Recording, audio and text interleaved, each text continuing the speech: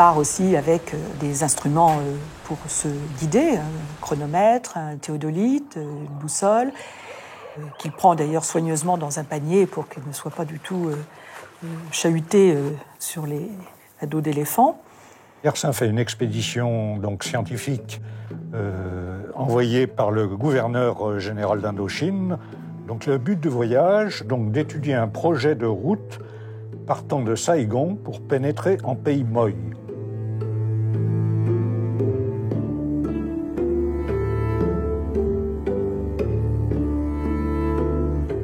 Sa deuxième exploration, alors là ce sera la plus longue, ça dure 7 mois, il va découvrir un plateau, le Lang Bian, qui le séduit complètement. À la sortie d'une grande forêt de pins, il y a un grand plateau où il y a des herbes ondulantes qui lui rappellent la mer d'ailleurs, mais dont l'air frais, très tonique, lui rappelle aussi la Suisse. Et au loin se détachent aussi les montagnes du Lang Bian. Et il va s'en souvenir, puisque quelques années après, le gouverneur général de l'époque, Paul Doumer, a envie de créer une station climatique pour les Français d'Indochine, de façon à ce qu'ils retrouvent un climat un peu tempéré. Et Yersin va lui indiquer ce plateau. Et sur ce plateau va naître la ville de Dalat.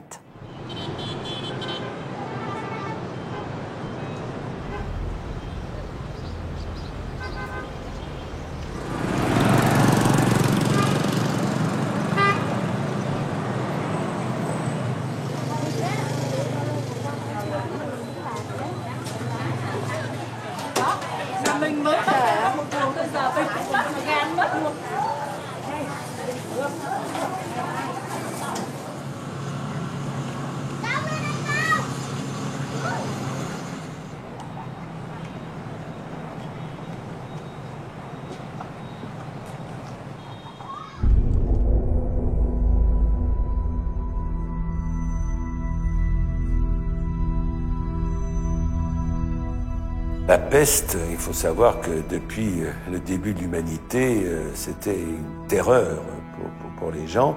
Elle arrivait d'un seul coup dans des endroits où on n'avait jamais vu ou pas vu depuis un très grand nombre d'années.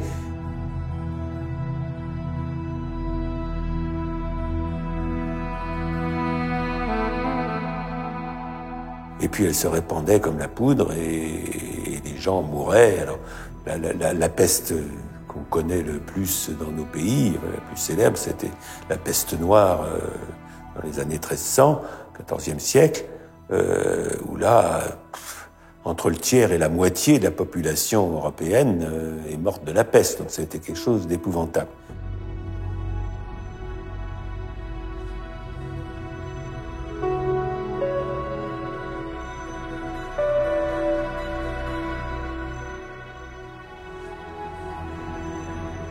Et alors il se trouve que dans les années 1890, il y a une épidémie qui venait effectivement de Mongolie, qui a commencé à dévaster la Chine, qui est arrivée en Chine du Sud. Et les possessions françaises d'Indochine, le Tonkin, étaient à la limite de la Chine, et le gouvernement français avait peur que la peste arrive de Chine au Tonkin.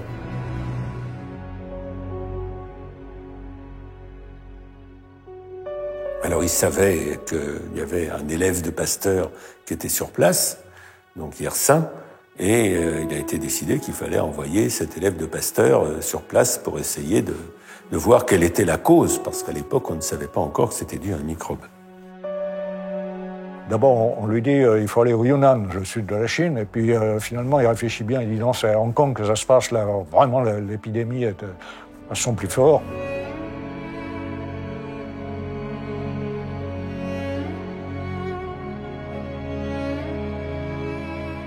Et donc en 1894, Yersin part pour Hong Kong. Il arrive dans une ville totalement dévastée. La plupart des Chinois s'enfuyaient, il y avait des morts partout, etc.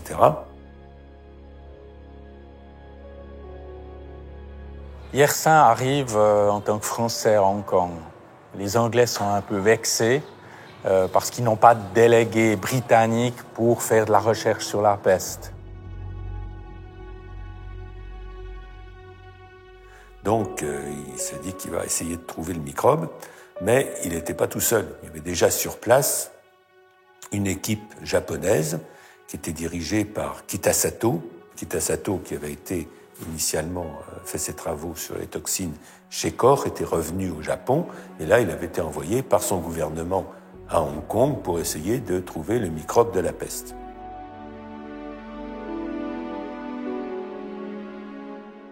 Les Anglais soutiennent Kitasato, du moins dans un premier temps, et empêchent Yersin de faire les autopsies à l'hôpital Kennedy Town pour prélever des échantillons, parce que Yersin ne veut pas prélever des échantillons de sang.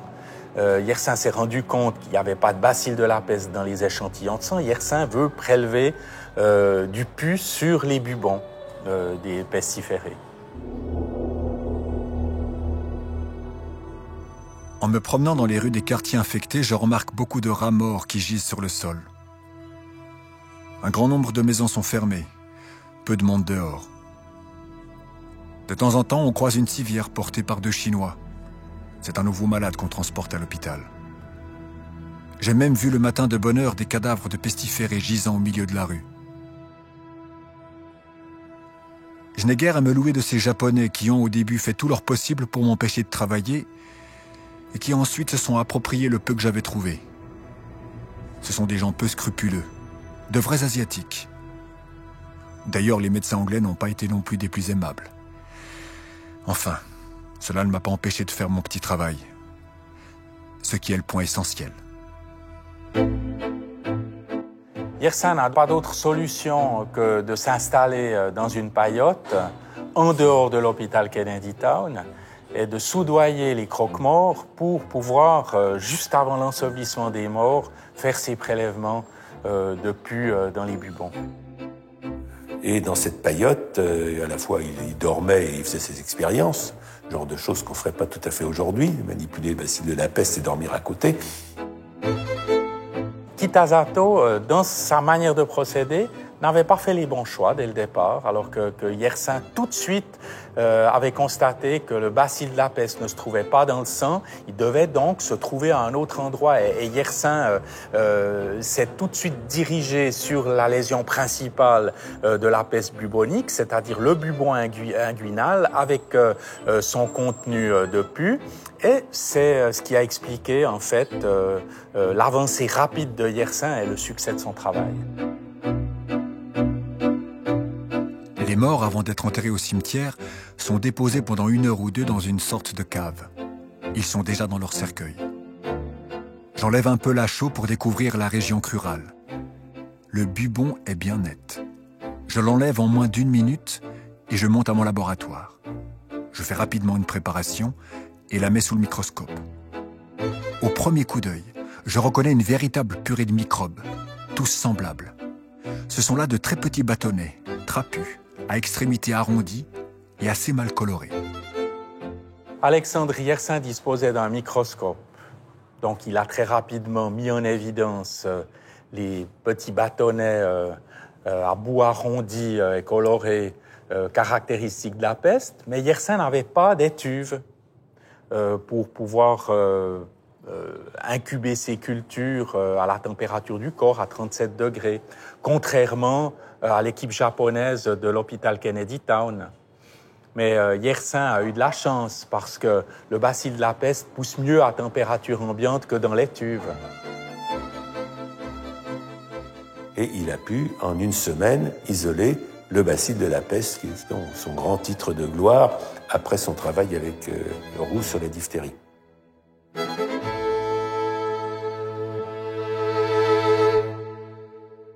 Kitasato a aussi prétendu qu'il avait isolé le bacille de la peste, et encore aujourd'hui, on voit des livres où on dit que le bacille de la peste a été isolé parallèlement par Yersin et Kitasato.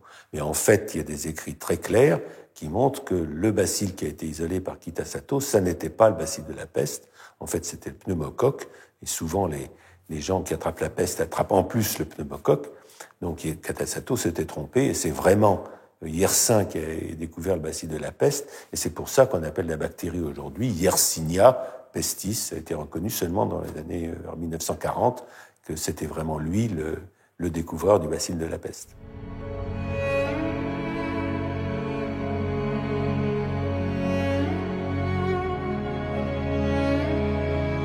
C'est sûr que la découverte du bacille de la peste, c'était important sur le plan scientifique, mais c'était pour les populations, bon, ça changeait rien à leur vie. Dès qu'il a eu les bacilles, il l'a envoyé à l'Institut Pasteur. Par la poste normale, là encore, c'est des choses qu'on n'imaginerait pas aujourd'hui. Il a envoyé à plusieurs reprises des tubes avec le bacille de la peste dedans.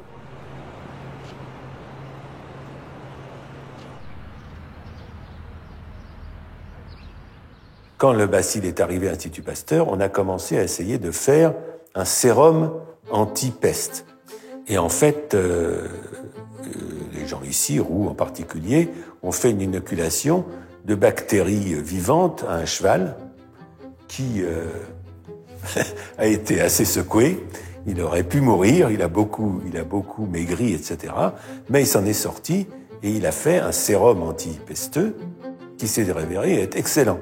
Alors Yersin, en fait, est venu à ce moment-là à Paris, il a contribué à cette fabrication du sérum, et puis il est reparti avec en Indochine. Et avec ce sérum, il a accompli un véritable miracle. Tizé, jeune Chinois de 18 ans, était mal à l'aise depuis quelques jours. À midi, la fièvre se déclare subitement et le malade doit s'aliter.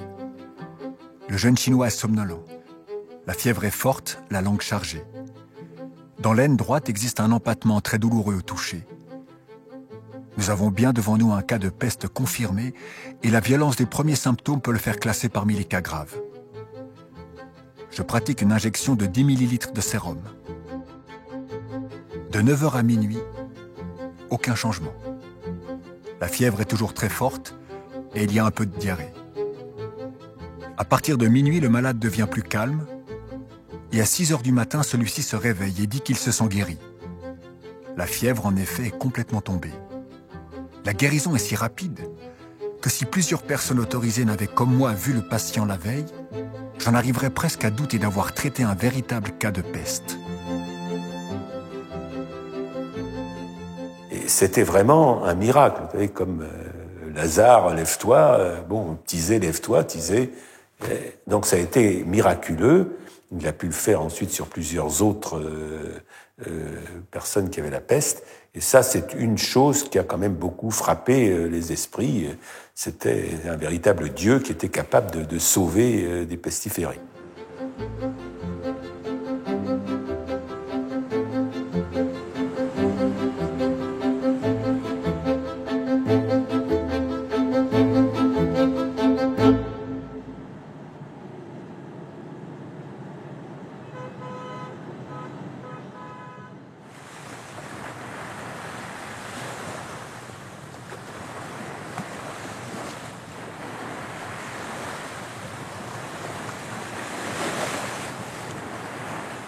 Donc il s'installe à Nha Trang dans le but de construire un institut Pasteur. Et ce sera le deuxième créé en Indochine.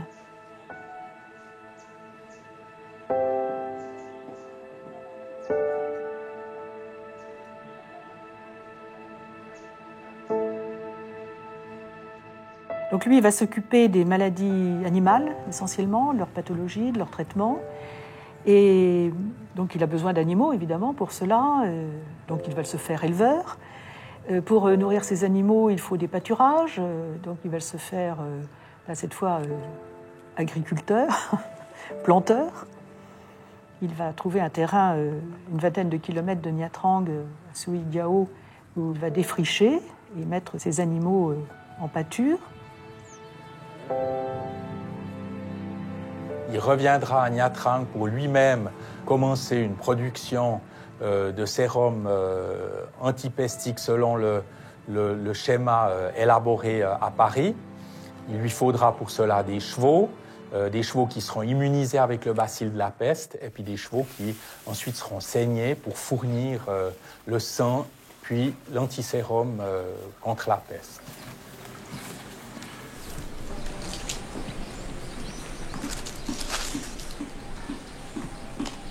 Aujourd'hui encore, ces installations servent à la production de sérum contre le tétanos et contre la rage.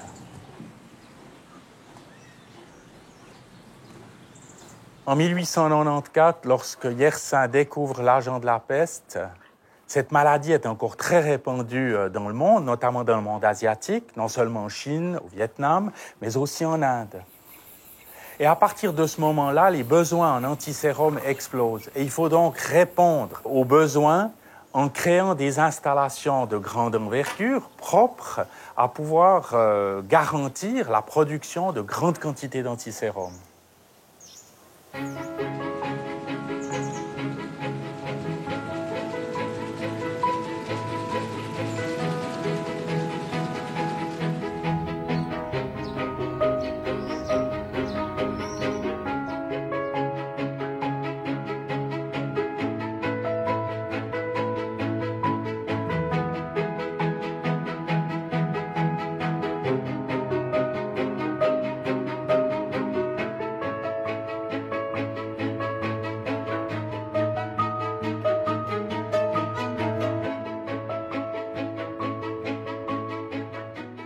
Alors tout ça, ça coûte cher, évidemment, donc il lui faut d'autres ressources. Et il a l'idée de planter des EVA, brasiliensis, c'est-à-dire l'arbre à caoutchouc.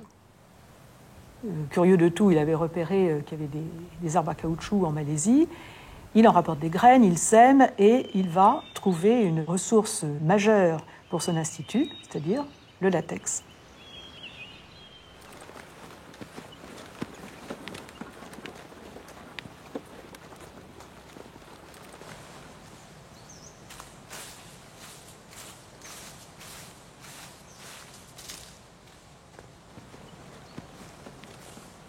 Après avoir observé des petits arbres à caoutchouc dans la forêt pendant ses explorations, il a eu l'idée géniale de faire des essais de culture avec l'arbre à caoutchouc.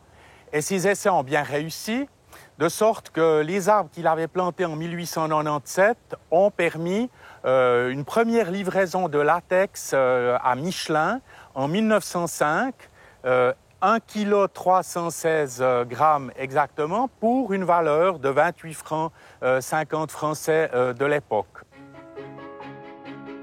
Alexandre Yersin a réalisé que cette production de latex avait un grand avenir par rapport à l'industrie automobile qui était en plein essor en Europe à cette époque-là. Après ce premier succès, il va poursuivre ses efforts. Et ce sera, comme il dit, une affaire en or.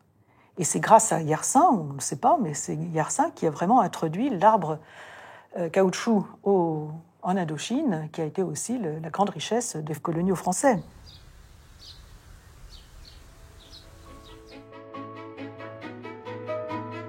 Il va s'intéresser à la technique aussi, à l'électricité, aux radiations. Il aura des voitures aussi.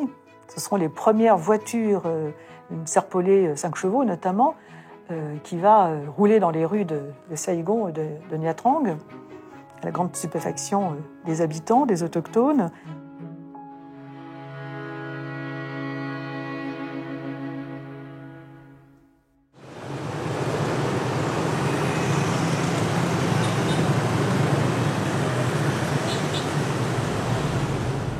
Nous nous trouvons devant le pont Long Bien à Hanoï et un général français lui demanda début 1903 de pouvoir utiliser cette voiture ou de se faire conduire par Alexandre Yersin lui-même de l'autre côté du fleuve Rouge en traversant ce nouveau pont pour aller conduire des manœuvres.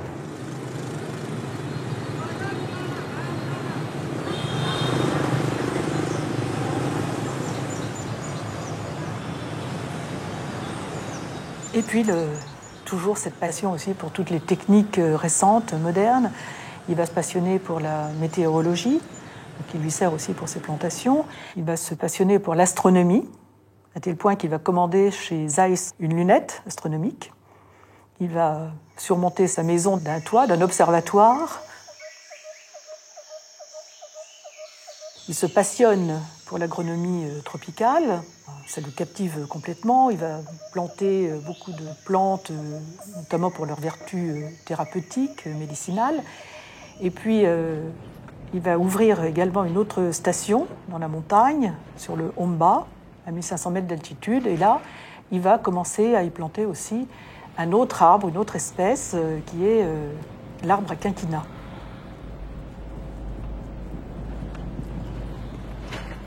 Et donc il avait l'idée de construire une route pour accéder à cette montagne du Honba. Peut-être que Yersin avait aussi envie de construire une station dans une région alpine dans laquelle il pourrait recréer un peu son monde des Alpes qu'il avait connu. D'autre part, il pensait que les arbres à quinine pousseraient mieux au mont Honba que dans la plaine parce que le climat sur cette montagne est relativement frais, beaucoup plus frais qu'il l'est dans la plaine. On sait que la quinine sert pour la lutte contre le paludisme. Lui-même prend sa quinine pratiquement tous les jours.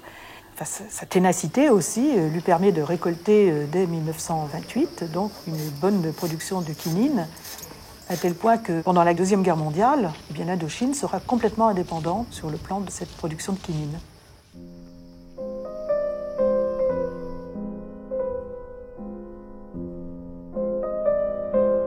Mais pour lui, le mont Honba était aussi une possibilité de retraite, parce que Yersin avait besoin d'indépendance, il avait besoin de solitude, il avait un réel besoin de se retrouver face à lui-même. Et il a passé au Honba des semaines entières, mais pour ne pas être trop loin de l'Institut Pasteur, eh bien, il avait eu l'idée d'installer au Honba sa première station de télégraphie sans fil, qui lui permettait de correspondre avec ses collaborateurs en étant lui-même absent physiquement.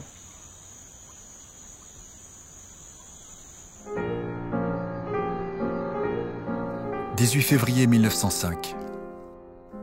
Chère sœur, un télégramme expédié de Ferney que j'ai reçu hier matin m'annonce la triste nouvelle de la mort de maman. Quoique je m'attendisse depuis longtemps déjà à cette éventualité, j'ai été très impressionné, et je pense qu'il en aura été de même pour vous tous. J'ai hâte d'avoir des détails et d'apprendre ce que vous allez décider pour l'avenir. Mon existence s'écoule fort tranquille à Nha Trang. Je t'écrirai probablement une fois par mois. Ne m'en demande pas plus, mais écris-moi plus souvent, tu sais que cela me fera plaisir. Adieu ma chère sœur, je t'embrasse. Ton frère affectueusement, Dr Yersin.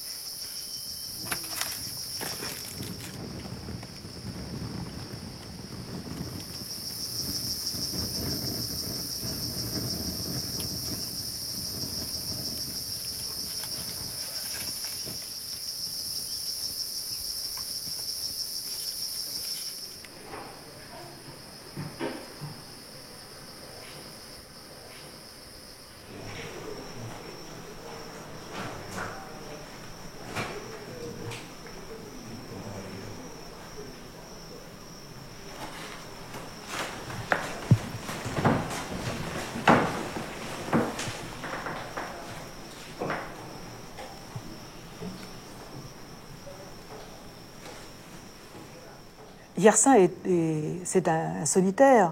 C'est un solitaire, mais ce n'est pas un misanthrope. Il est extrêmement indépendant. Il trouve son bonheur, oui, sa joie dans la recherche. Il est très dédaigneux aussi des applaudissements. Il est indifférent à toutes les félicitations. La gloire lui importe peu. Il n'aime pas les honneurs. C'est un timide aussi. Il a une très très grande sensibilité. Et c'est certainement à cause de cette grande sensibilité et cette timidité qu'il va se forger un caractère énergique, volontaire. Et puis à la fois, cette grande sensibilité, elle se manifeste aussi par sa compassion vis-à-vis des personnes humbles, des pauvres.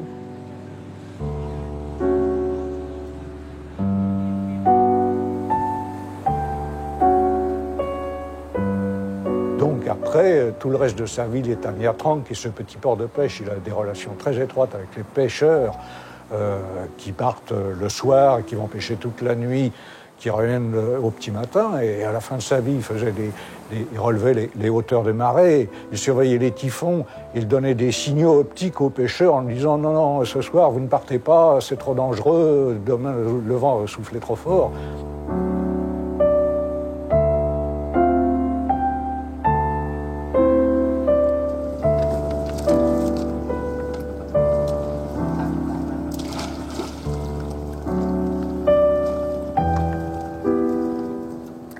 Yersin non seulement avertira les pêcheurs, mais il les hébergera aussi à plusieurs reprises dans sa maison en dur pour les protéger, eux qui vivaient dans des paillotes, dans des petites maisons légères, pour les protéger des typhons.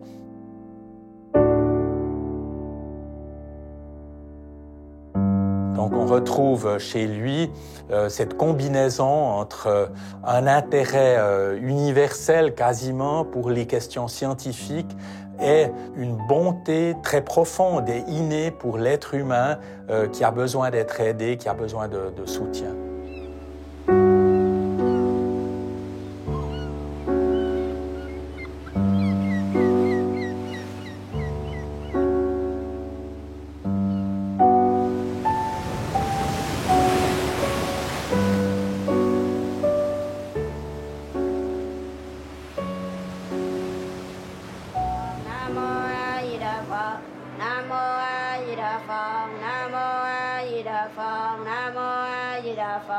Nam Mô A Di Đà Phật, Nam Mô A Di Đà Phật, Nam Mô A Di Đà Phật.